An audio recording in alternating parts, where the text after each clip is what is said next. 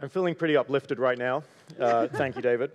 What I wanted to do is maybe dig into that to see if we have any additional sort of opinions that might sort of lighten the room as we look towards the, as we reflect on the year and look towards 2020. But maybe I thought we could start by getting a sort of more local perspective here. In Xinbo, David spoke extensively about the challenges that, that are facing us, the community, and the world right now. But from your perspective, sitting here and your role, how does China view the current U.S.-China relationship, in your opinion? And do you feel that leaders in Beijing are currently preparing for a more challenging 2020, for sort of really sort of getting their heels dug in for a tough year? Can I just get a piece of paper to make notes on what you're about to say? Well, you don't have to, David. Foreign Ministry. Well, so I want to know what you've said, because I'm going to crib everything that you say. Let me start by congratulating David for an excellent opening remarks, and I think that you highlighted some of the key issues in this relationship, which I think will be a long-term pain for this relationship. How do we look at the current China-U.S. relationship? I would say this is certainly the most difficult time since the end of Cold War, if not more difficult.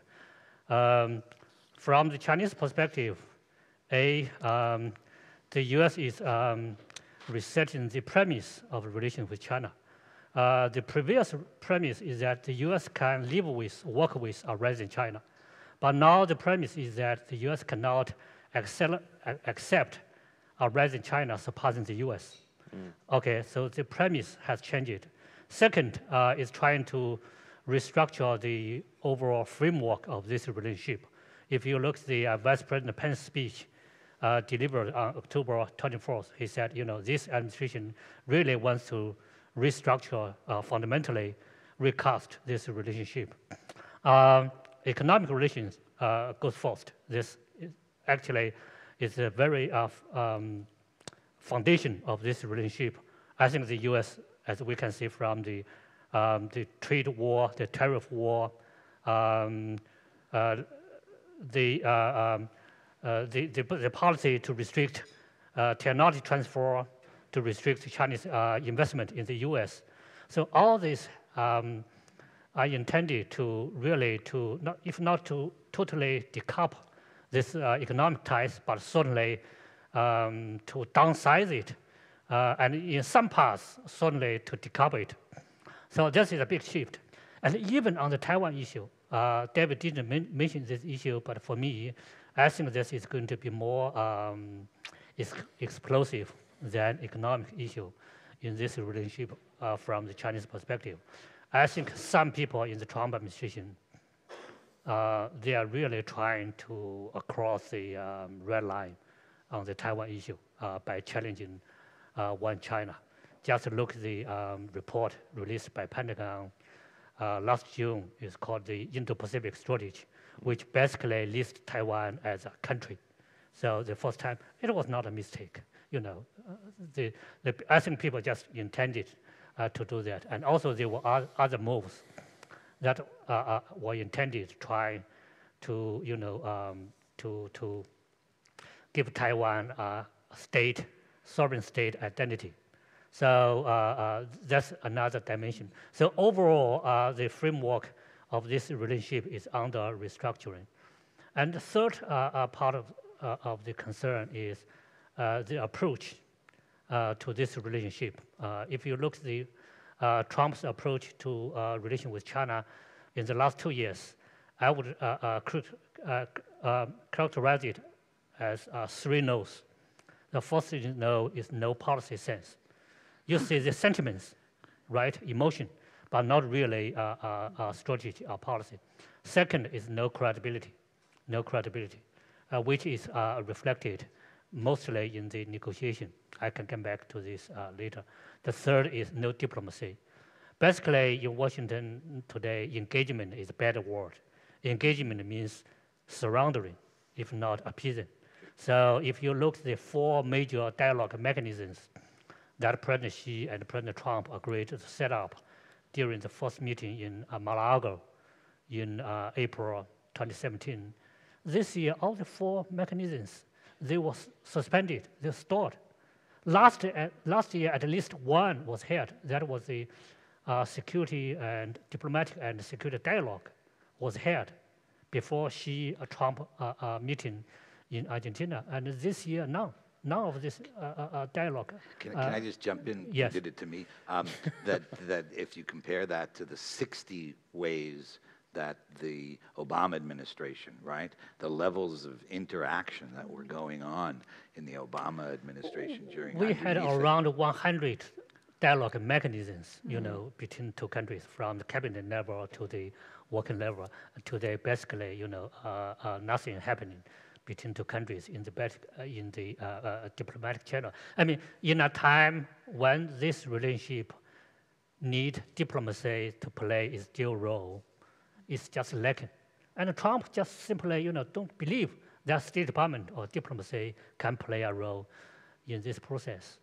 So, and to make this even more worse is that I think we are confronted with a group of people who basically, they do not abide by any bottom line or red line approach in dealing with this relationship.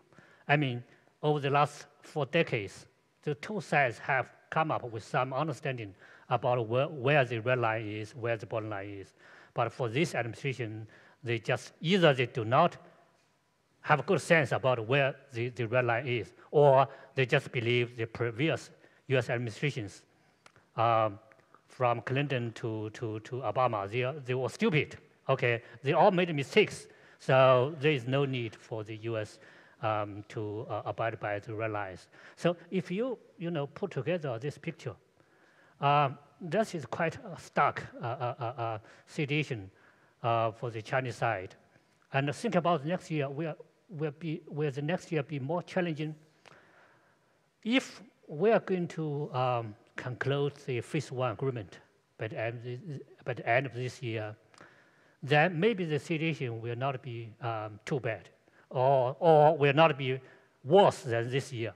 If not, I think there will be big trouble, because this will be, I mean, this relationship will be further complicated by the election politics. Okay, big uncertainty, election. So Debbie just mentioned this kind of report by Congress. I think there will be more this kind of attack from the Democrats candidates on Trump. So on human rights issue, on Hong Kong, on Xinjiang, on Tibet, on other issues, then Trump had to do something. So Trump himself, so far, in my memory, he didn't make any, forceful remarks on Hong Kong or Xinjiang issue. But next year, the election politics may force him not only to say something more forceful, but also to do something.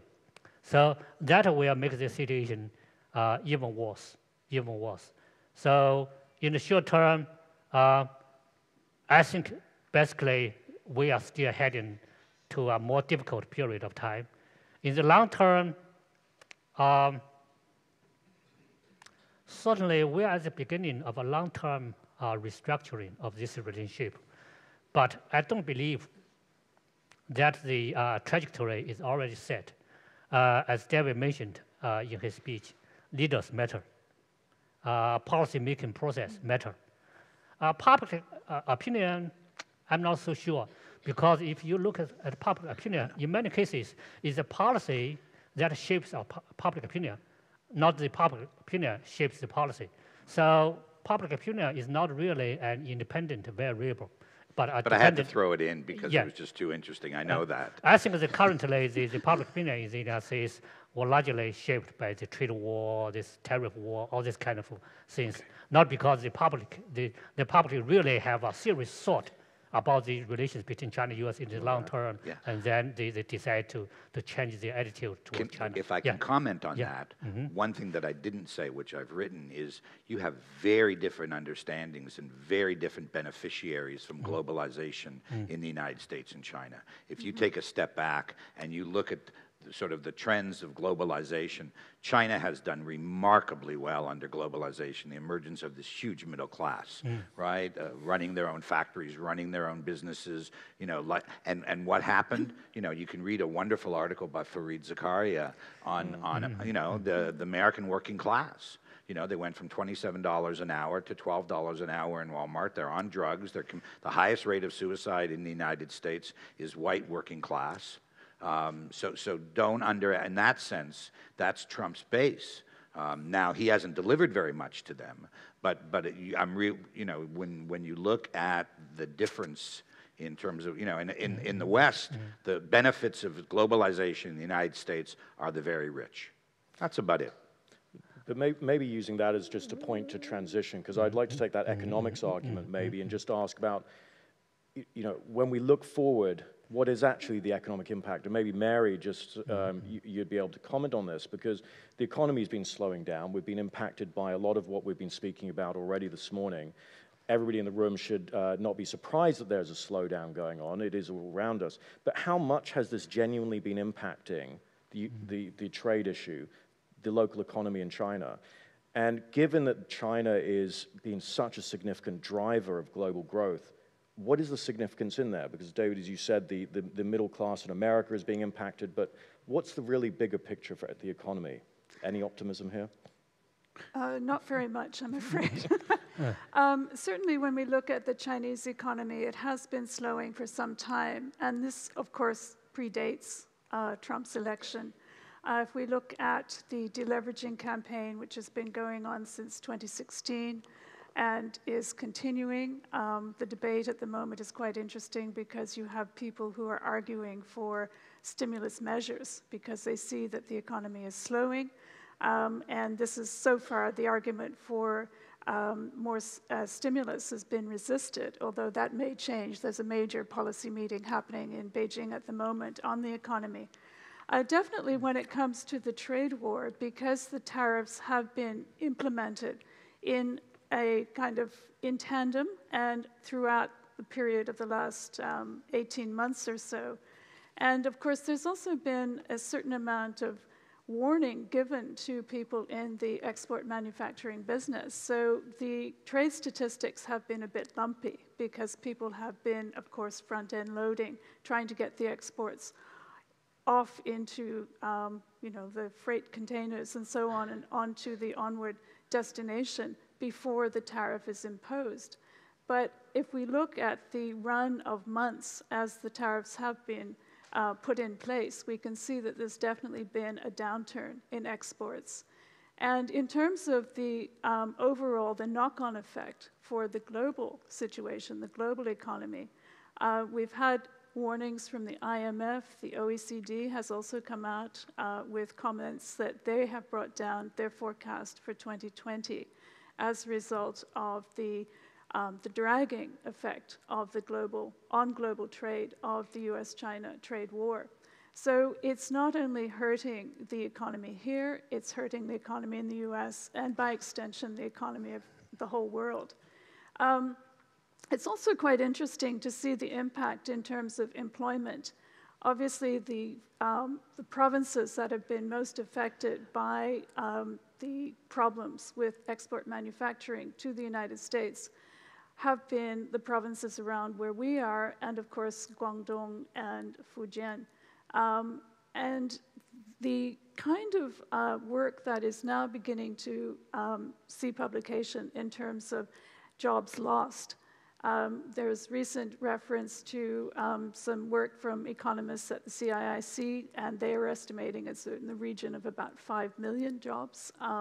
Some of this, of course, would be direct employment. Other kinds of jobs may be associated with some of the shipping of these products out into the US market. And of course, we've also got the other kind of more hidden cost of the cost of uncertainty. This would be investment that has been green-lighted by the board of a company, but actually hasn't been implemented because people are not sure whether this is actually the right time to make a major investment. Or it could be that the board has asked for a second feasibility study where, apart from China, where perhaps in Southeast Asia or South Asia would be plan B, would be the backup plan. And so I think that's another cost, another sort of drag on growth, that as the months continue into 2020, we will see more of that actually showing up in terms of national statistics. And maybe just extending that, I mean, because in the last few days there's been the November trade data looking at the first 11 months of the year has come through. And the headlines that have been most dominant in the press have been, it's been a 1.1% or it's been a month-on-month decline for the last 4 months, which is as you speak, which is sort of negative. But when we dig into it, this comes a bit to, David, to your comments about who likes China, who doesn't like China at this moment. Right. You see that the trade with the U.S. is down 12.5% through the first 11 months of the year. Not great. But to the EU, it's up 4.5%. To ASEAN, it's up 11.5%.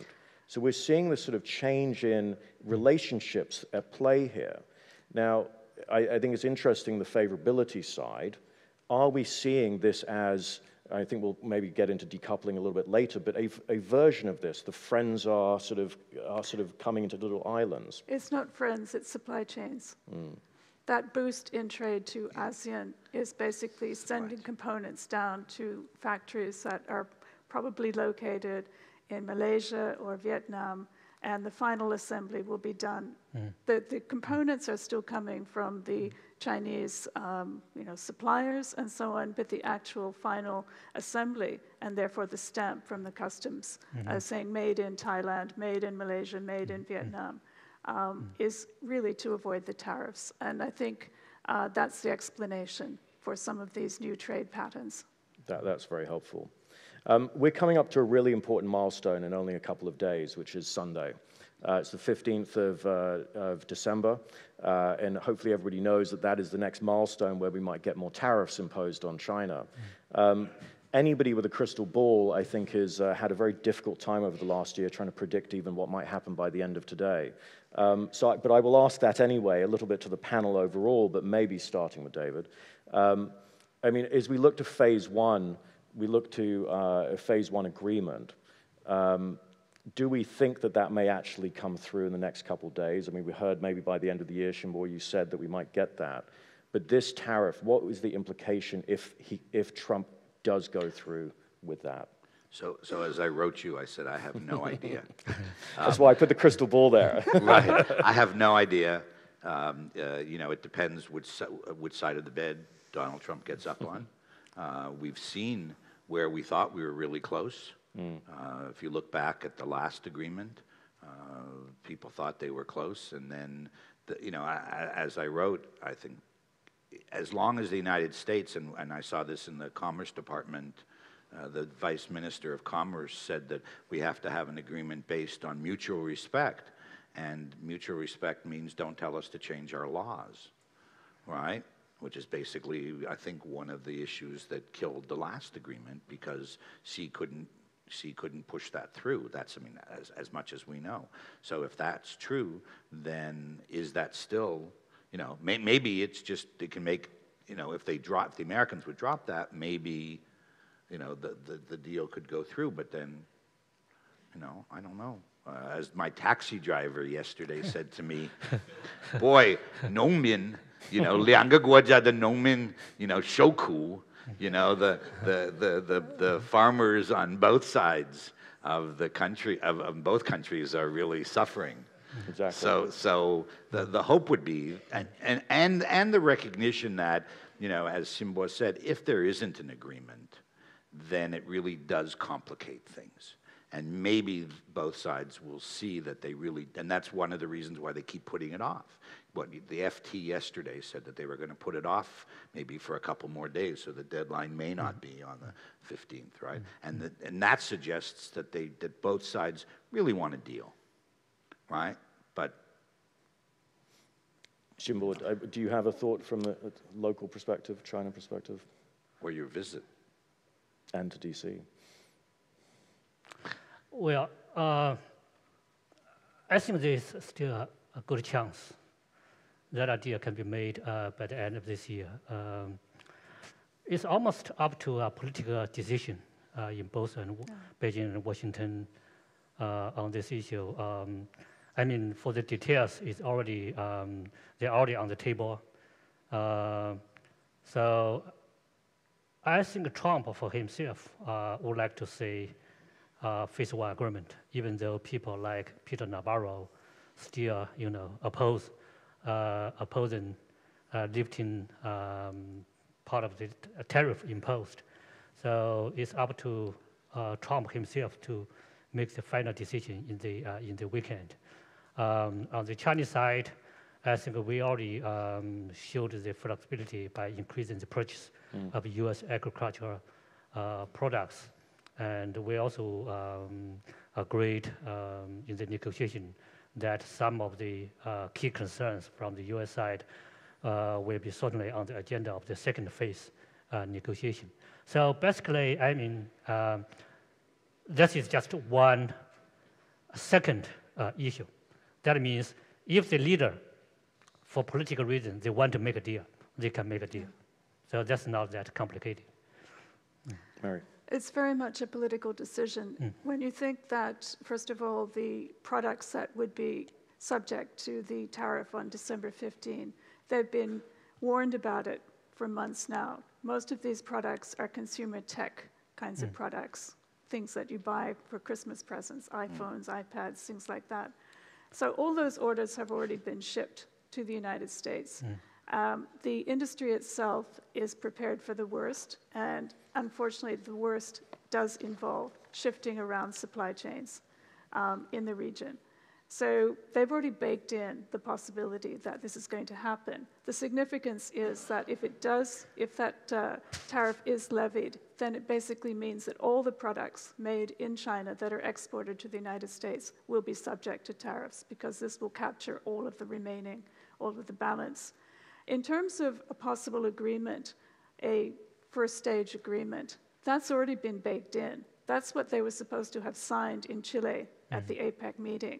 And presumably the text will not have changed. And the text is a very simple one. It's selling agricultural products from a country where the farmers haven't had a market for their soybeans to a country that needs soybeans and needs pork. So, I mean, in terms of a business proposition, you can't get simpler than that. So it's really a political decision, what happens. Going with that, which, as you say, the potential is it's a simple phase one, a simple document would imply that there maybe is a phase two. Exactly. But I've also heard people debating that phase one's all we're going to get.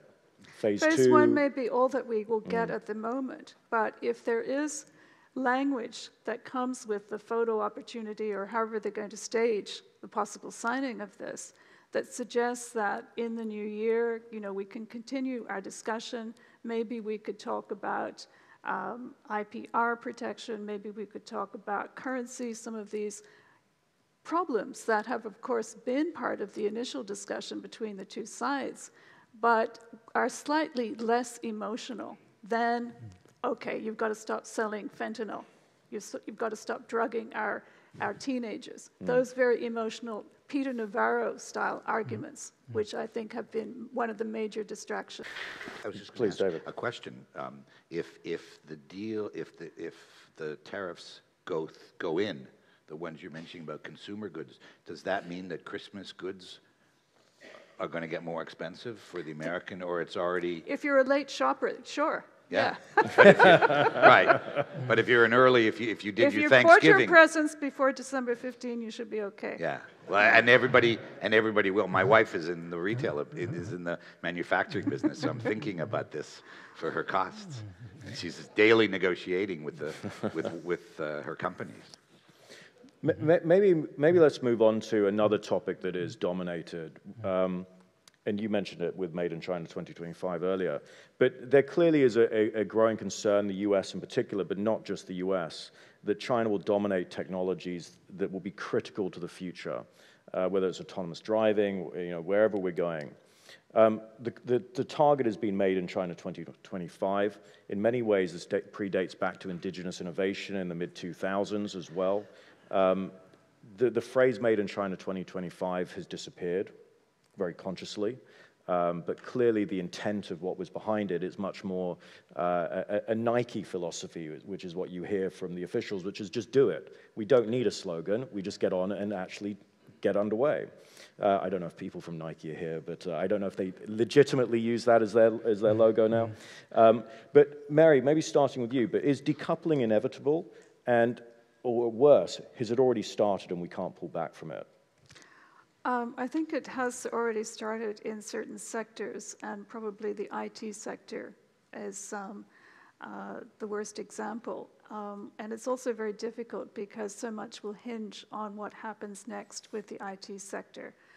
So with the development of 5G and then all of the applications, the Internet of Things that will be flowing from that, and that will obviously be a major part, is a major part of the Made in China 2025, but will also be a major part in whatever they're going to call the Made in China 2030 and 2035 beyond that. And so it really is key. In retrospect, I think there was a period where you often heard the comments in conferences such as this, maybe some regret from the PR side of things that China should have reworded some of the Made in China 2025 narrative. And instead of making it sound like a mobilization order and talking about direct subsidies and really channeling all the state influence and funding, as well as, of course, the state-dominated research institutes, should have been calling for things that would have been more OECD-friendly in terms of language, talking about tax incentives for, going into these research, into these particular areas. So what will be interesting to look for will be language that will come out probably in the government's work report in March at the People's Congress, but more significantly, I think, in the 14th five-year plan. These will be indicators to us of exactly how the Made in China 2030 version is going to be shaped, and whether it will be a more sort of militaristic tone in keeping with this decoupling theory, or whether it will in fact be more, it will be a softer kind of language, maybe more inclusive, talk about global efforts in terms of developing new standards for these new technologies. Xinbo, I'm not sure, how would you feel? Are we already decoupled? Are we already on that journey? Well, certainly I see the major efforts made on the US side to decouple some of it, especially on the high-tech area, but also in terms of the bilateral cooperation in science and technology.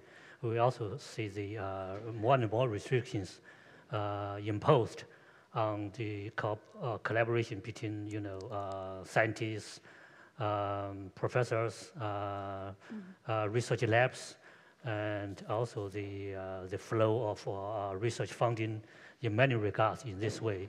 So it's already happening. I think I want to get back to the question of Made in China 2025.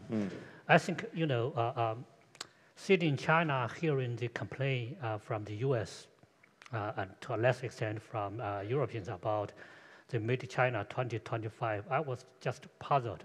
Why China cannot aspire to move up the value chain and become more advanced in technology? Why it is important for the West to keep China dependent on the West in the area of high technology. Last year, almost at the same time, I was in Washington, talked to think tank people who was close to the Trump administration. At the end of the conversation, he was very candid. He said, well, how can the West allow China to overtake it in technology? Because this is the last Trump card we have. You just got to be realistic. So from a Chinese perspective, that's insulting. Why China cannot overtake the West in science and technology? Why China has to be always, kept inferior to the West? in science and technology. So I think that is a very absurd argument. You can make a different argument by saying, well, we understand Chinese aspiration to, make strides in science and technology to move out the value chain. So you have your national initiative, made in China 2025, whatever you call it. But our concern is that you do it in the right way. Okay, if the way is fair and acceptable, then we just compete. It's just like the Europeans compete with Americans, the Japanese compete with Americans. Now Chinese are coming, fine, let's compete on in a fair way on a level playground. That's the right way to put it. You cannot just say, how come we will allow China to surpass the US in either the overall size of the economy or in science technology? So I think the last 1 year only made the Chinese leaders, and also I think elite, determined that indigenous innovation, great input in science and technology, pushing through Made in China 2025, that's the right choice, because we cannot depend on the US for the access to their technology as we did in the past. And you mentioned the 14th five-year plan. I mean, we're in a nation that likes to plan, and they execute on their plans. But I'm curious whether, we're speaking about a U.S. China situation here, and this is possibly either it's a divided world, who succeeds, but is there anybody that gains out of this? If we look beyond just the U.S. China relationship, do the Europeans are they able to leverage us for an advantage over lost ground that the U.S. might have had? Yeah, I was just going to give my comment too, also on Made in China 2025.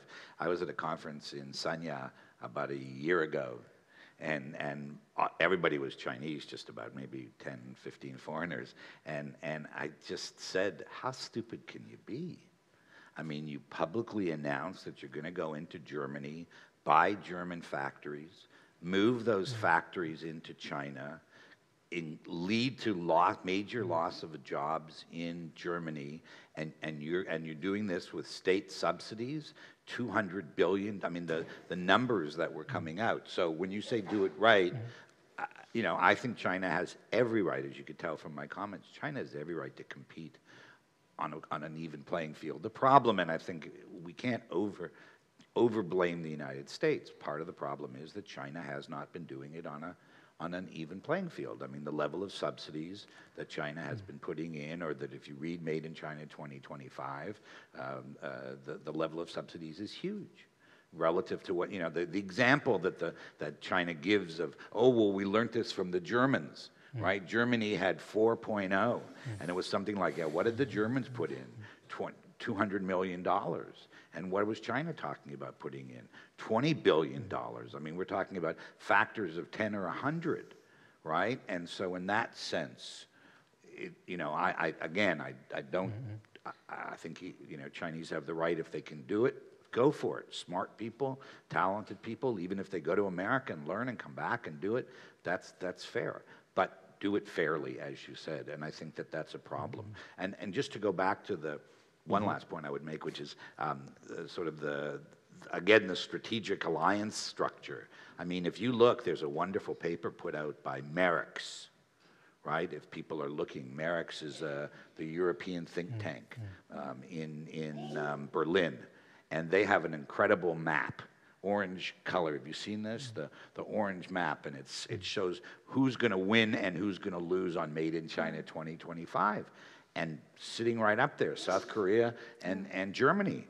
And I mean, why would Trump take on Merkel? I mean, what a perfect ally, right? I mean, the German economy has been, exports are zero. The German economy is doing the worst, just about, I think, in Europe. And she needs help. And it would have been a terrific partner for Trump to say, all right, let's take on Made in China 2025. And he just... Mary, did you want to add? I did. I think that there's a problem here of somehow being captured by a very simplistic narrative. If you look at Made in China 2025, and if you believe everything will actually result in the way that the thing has been predicted. I think that's actually not going to happen that way. And we're already seeing some examples of difficulty in some of the sectors that have been identified. So for instance, new energy vehicles.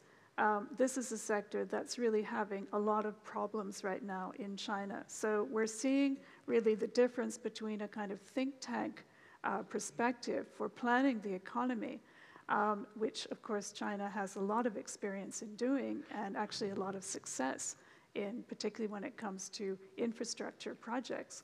But when it comes to developing these new technologies and that legacy of sending into the industry all these sorts of directives for what percentage of their output should be what kind of a car by what particular time frame, and it actually doesn't fit with what the market is, the sorts of signals that the market is sending. So that's one example. Another example is another of the Made in China 2025 objectives is the development of China's indigenous wide-bodied aircraft. And that is years behind in terms of meeting the deadline. There are all sorts of, quite complex technical reasons for this because it is a very complex technical problem. But I think there's a danger in us reading some of these prescriptive things coming from either the Chinese government side or from the U.S. government side and thinking that this is sort of preordained, when in fact it's probably a very simplistic overview. And it has to be cross-checked. There are some people who, in the West, who say, great, let China try Made in China 2025. They're wasting so much money. Speaking of Germany,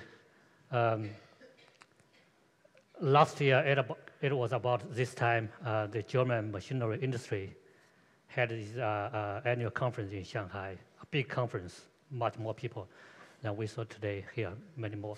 I was invited. Does that mean it's a better conference? I don't know. Scale well, matters. Audience, the speakers were better? No, the size means a lot.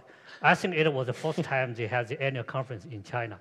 I was invited to talk about U.S. China relations to the German machinery industry people. I was puzzled. Why should they are interested in this topic? It turned out that they believe this is a great opportunity for them. Yeah. So if you look at the German investment in China, direct investment in China, last year there was a 100% increase in the investment in China.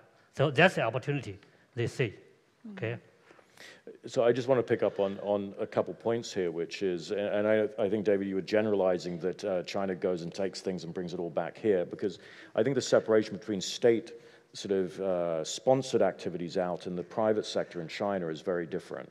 And there's a lot of great cases, whether it's a Geely buying Volvo and enabling Volvo London Taxi, and they've not brought it back here, or Midea buying KUKA in Germany and enabling that. So we're seeing this very multifaceted approach by China, and it's important to differentiate that, because this is the new era of Chinese companies, really. They have global footprints, and they are learning from much of the great work that businesses in the US and elsewhere in the world have done. And so that's probably the exciting journey for the Chinese companies. But I wanted to ask one more question before I ask if people on the floor to throw questions up.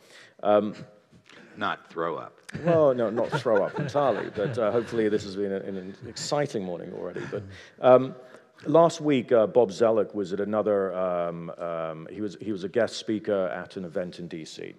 And in his closing remarks, where he was not the most complimentary to the president, he warned the U.S. business community that the ground is shifting under your feet, and that your own concerns with China have led many of you, perhaps understandably, to pull back from China, and that you stepped cautiously to avoid President Trump's wrath, not to mention China's.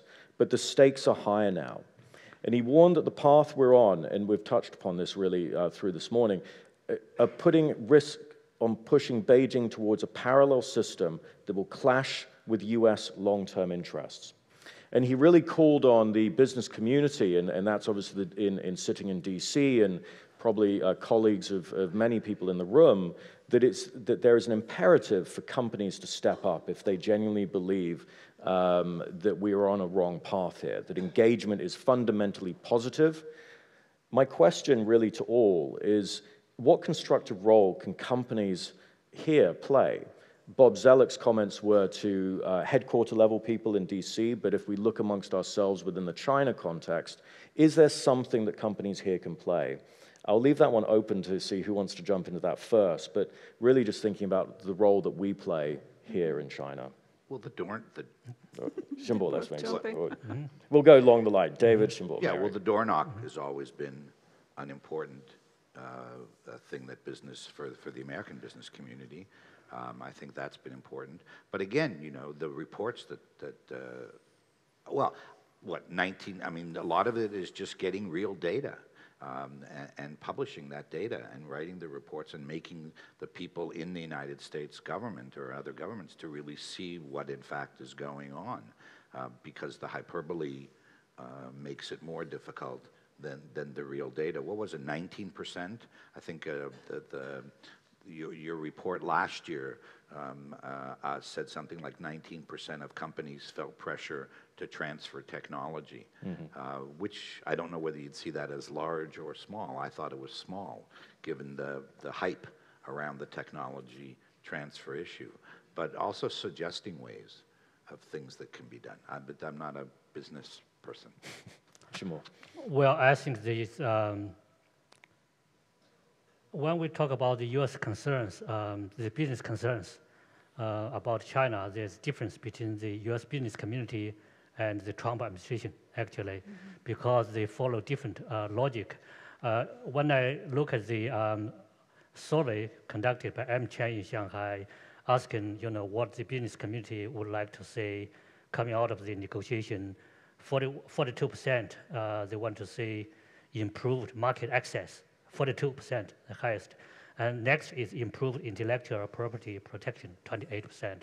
So that's the concern for the business community. Market access, IPR protection. But for the Trump administration, the top two concerns, A, trade imbalance, 2, limiting technology transfer to China. Because for the business community, they believe in globalization. So trade imbalance is not a big deal if you think about global supply chain.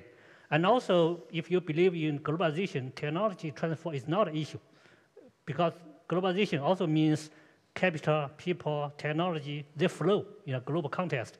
But for the Trump administration, they believe in economic nationalism.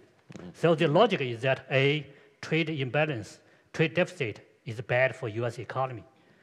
Technology transfer is bad for US national security, because it will allow China to, you know, develop fast and may overtake the US.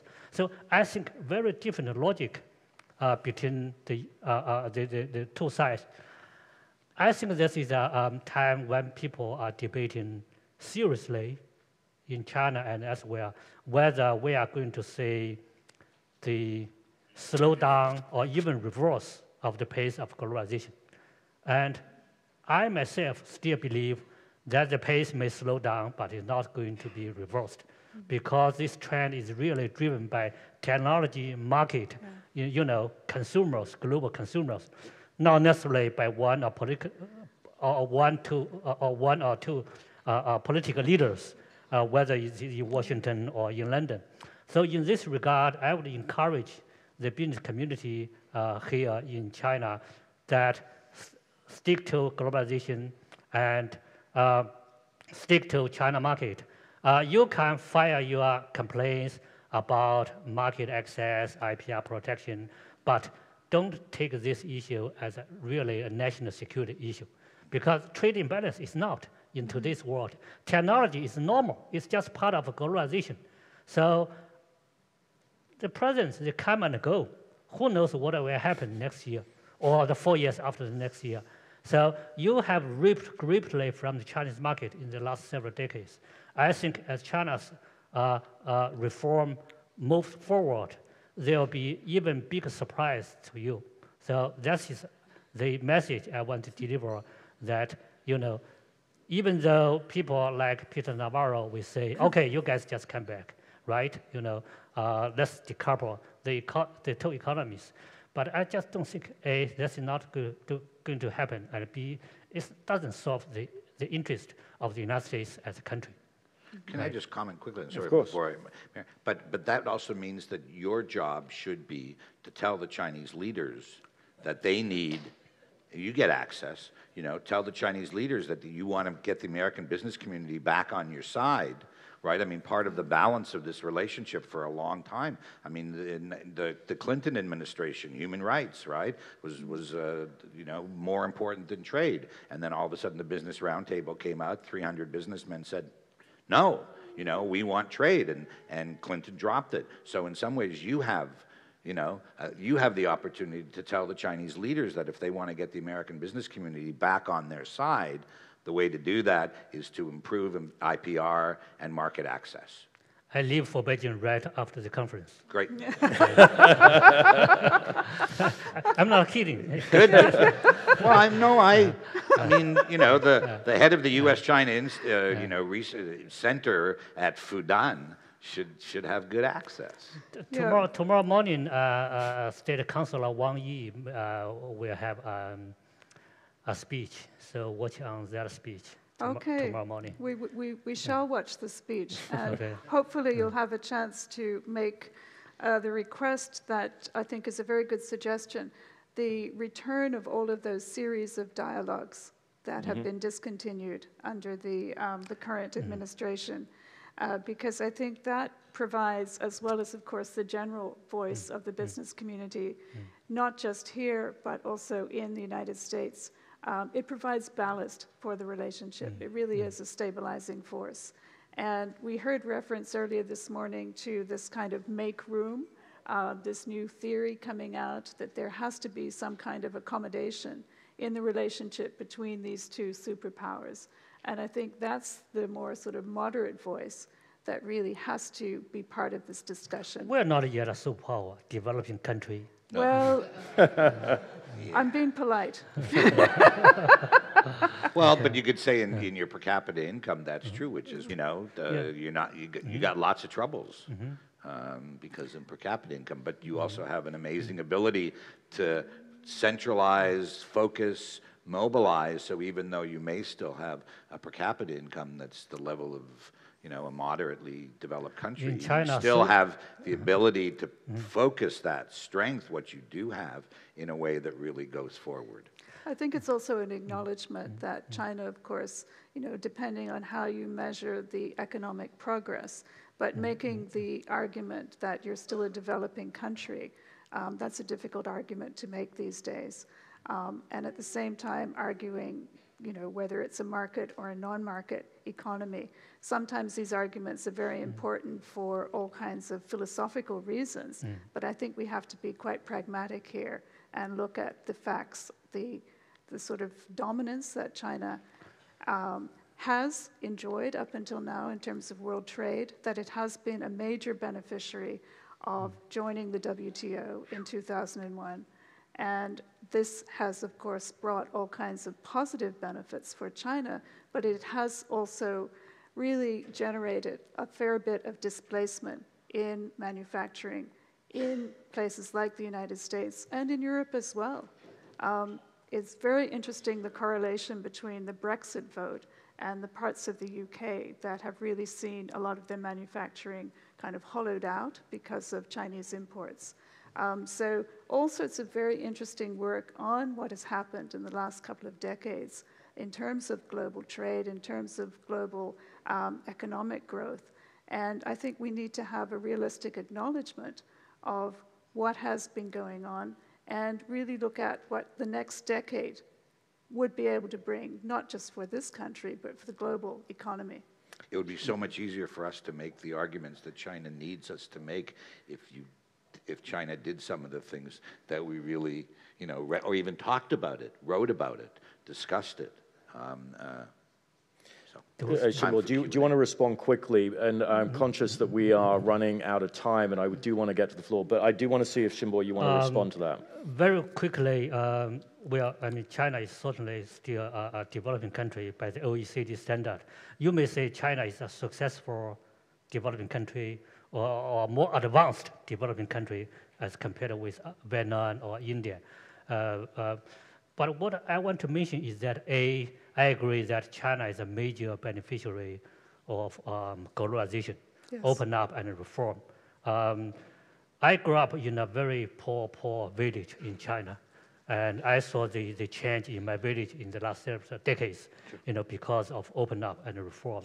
And also, don't forget, when you guys talk about the last major wave of reform in China from 1997 to 2001, millions of people, laborers were laid off. 60 million. 60 million, when the state SOE was undergoing major restructuring and reform. That was a very difficult period of time. Absolutely. The leaders could easily point a finger to the Americans, Westerners, because of globalization, so they caused our factories shut down and you guys laid off, fan up the nationalism. No, that's what not Chinese leaders did. So they, they come up with policies how to deal with these people, this group of people we call 40-50. They are in that mid-age, how to retrain them and how to re-employ them. That was a very successful effort. So for the US, for the less privileged people who suffer from globalization, you cannot blame globalization. You should blame the government, federal or state or local, for not coming up with the right policy to deal with the challenges. Retraining. It's not the fault of globalization, right? It's future planning. Yeah. But maybe with that, we can just open it up to the floor and see if there's any questions that folks have after the conversation, and also David's opening remarks as well. Mm-hmm. Excellent. Maybe you could introduce yourself and where you're from. All right. My name is Nimesh. I'm Associate Professor of Economist in Xianjiao Tongli University, Suzhou. I have one comment and one question, actually, but if there's a limitation of time, I'll just skip the question part. So I definitely would like to make this comment. This is in response to what David responded to Xinbo with regard to the aspiration of China in upgrading its technology. Well, I'm extremely happy and satisfied when Xinbo said about the aspiration of China. That's completely true, very true, right? Basically, China is trying to move away from capital-based economy to knowledge-based economy, and this is the game that you play in this particular case. Now, with the response of what David said with regard to the SOEs, subsidies, and playing the game fairly, my question is, who defined this fairness? Right? It's you, or when I say you, it's the West or US, this defined fairness. The interpretation of fairness could be different. Talking about that, let's take an example of what your research is, brain drain. For the West, brain drain is completely fair.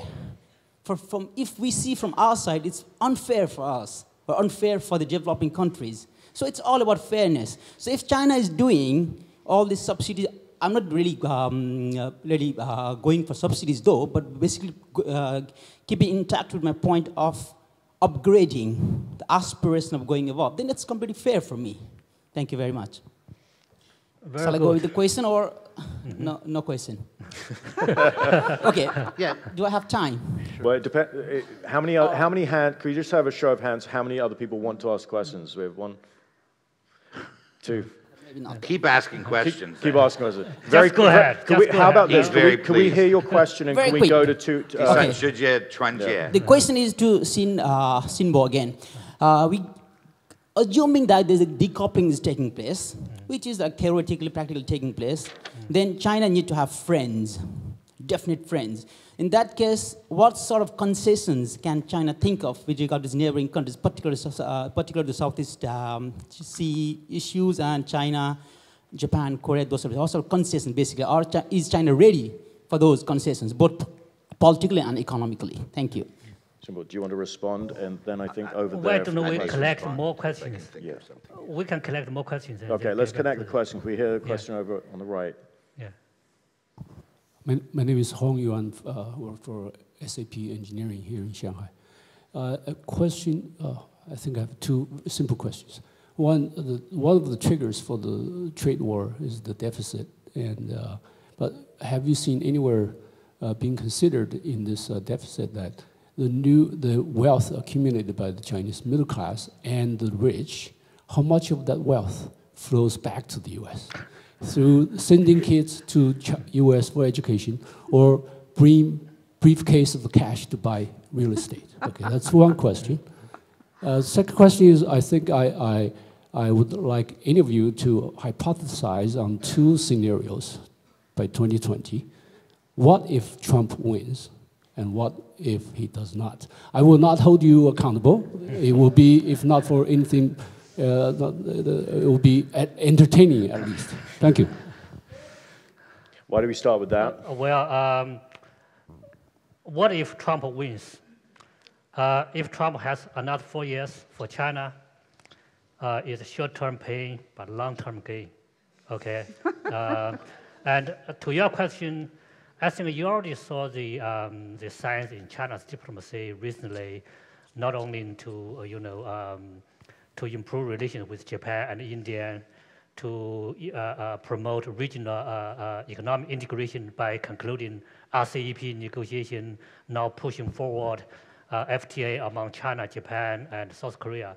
But also, hopefully, by the end of next year, China and the EU can close the bilateral FTA negotiation. So you saw this kind of adjustments. I think these are major adjustments that somehow we have to accept the fact that we have to reduce our dependence on the U.S. market in terms of trade, investment, and technology transfer. We have to look around our neighbors in Asia and also look to Europe. Strategically, you have seen China and Russia in the last 1 year have substantially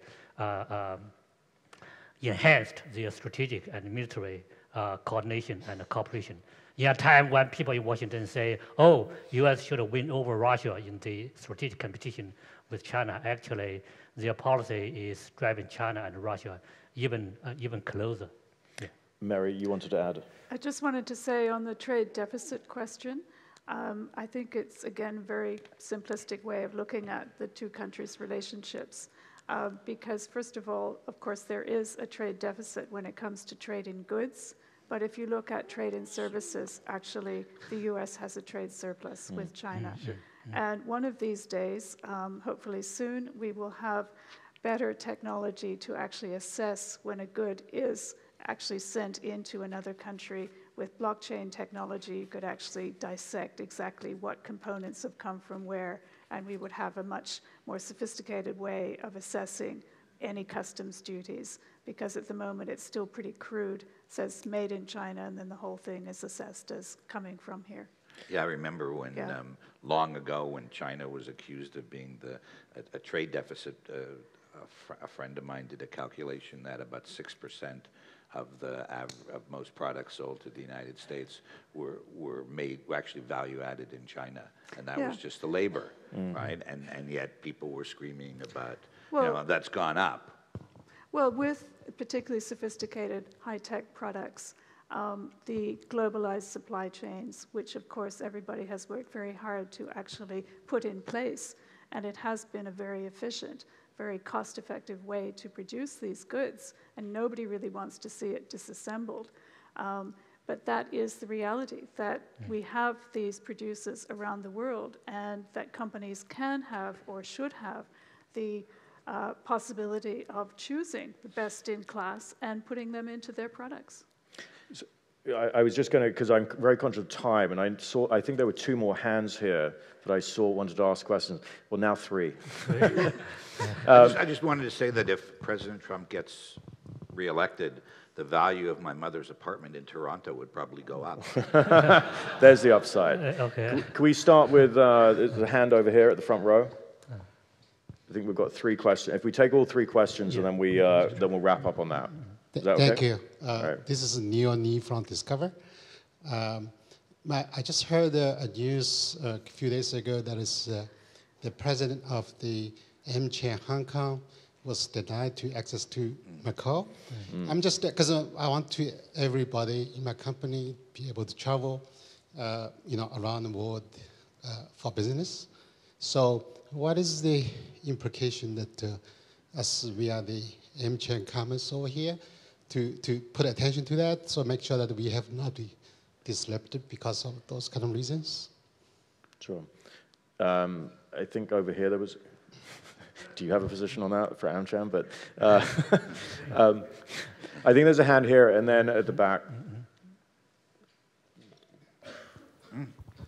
I would comment, though, quickly on that, which is just overall, we were talking about this before, overall there's a real restrictions on the movement of people and the fear of people to move. I mean, it's easy for me to come in as a Canadian into China. The trick is going to be to get out. Yes. Good luck. You guys invited me, but will I, and if Xinbo decides I'm in big trouble. It depends how people see your comments earlier. Right. At the front. Yeah, so David, we love you, so don't worry. So this is Ming from Donaldson. So I have a question. So we heard a lot, competition, you win, we lose, or China grow, then U.S. worker lost their job. But I have a question for the panel guests. So do you guys feel that is there any possibility that U.S. and China can join force to create a better world, right? I know it sounds naive, but if we have a win-win strategy for both countries to develop the technology and maybe explore some area that takes both countries' effort, like explore the space, right, or something like that. Do you see that's possible? So let's hold on answering. The last question we'll take at the back there, and then very quick responses to this so we can keep. Thanks, Shenzhen. A very quick question. My name is Dr. Lu, and former colleague of Shenzhen. That's not why I let him take the question. Xinbo, when you analyze the effects and consequences of globalization, and you turn to David to suggest he should blame the federal government, and I have a question. Do you have any good techniques that you can teach us that we can blame the federal government? Which one? Yeah, well, federal government. Federal in China government. is central government. Okay, different. And this is not a joke because there's so much fundamentally misunderstanding, perception. How can we go from misunderstanding to understanding? And this play a very important role, for the future of both country and people. Okay, quick answers. Yeah, I would keep emphasizing, you get someone like me who comes in, who tries to be really understanding, who tries to present a very understanding position, but on the other, we need people on the other side, and I'm not sure that this is an easy climate in which people to make some of those arguments from the other side. I think that's really important. I'm not sure that the only thing I can get into and start a discussion is sort of the question of who decides what's fair. Oh, I remember that one thing about a better world together. I mean, the U.S. China or Canada-China scientific research, medical research, you've got this huge population, large data in China, and so all kinds of research can be done. And I know that York University in Toronto has money. There's a mainlander who teaches at York University who has a research project. He's got money from the Canadian government, and he's got money from the Chinese government, and they're looking, I forget which disease, whether it's AIDS, it may be AIDS, but you've got such large data. Those kinds of things are important, and those kinds of things need to get played up. And sort of the media needs to play up those kinds of positive events rather than the negative events that we're getting right now, maybe. Well, last soundbite. Xinbo. Maybe when the U.S. enters the next recession or crisis, that will get people in Washington change their attitude towards China. You just saw the. We'll just blame you. You just saw the opinion poll showed by David. You know, the highest rate of approval for relations with China was during the financial crisis around 2008 and 2010. So Americans, they are also pragmatist on the one hand, in addition to the part of this kind of emotion and sentiment. Now, I think for the issue of globalization, this is not a factual issue, it's a political issue. I think some people, some politicians in the US, they just use this as a political leverage for their own political purpose, having nothing to do with the facts, but rather they think this is a useful political instrument to play. As the election season comes, you will see more demonization of globalization, internationalization, international regime, international cooperation, all this kind of stuff. So maybe after the election, things began to get back to normal, but it depends on who is the president in Washington. Okay. Mm-hmm. So I'm not sure that we've added optimism. Mary, did you want to add? One last comment. Regardless of who's elected in November of next year, I think that many of the problems that we've talked about will remain, unfortunately, part of the horizon. I think the most positive scenario that I can think of is that whoever is in the White House actually has some recognition of the real problems facing us right now and what can be done in terms of global cooperation. And I would say that's climate change. And China has already got quite an interesting story to tell there. There's a lot that is happening in the United States at the states level, possibly not yet at the federal level because of current policies. But I think this would be a very interesting case that both countries could work on for mutual benefit. There are many issues, actually. There are many issues, yeah, but this is one that is biggest probably the less political. Yeah. And I think that goes to the question on making the world a better place. Yeah. On that optimistic. That we have a world. Then we have a world. And on that sort of slightly optimistic note, we'll wrap it here. Okay. Okay. Thank you.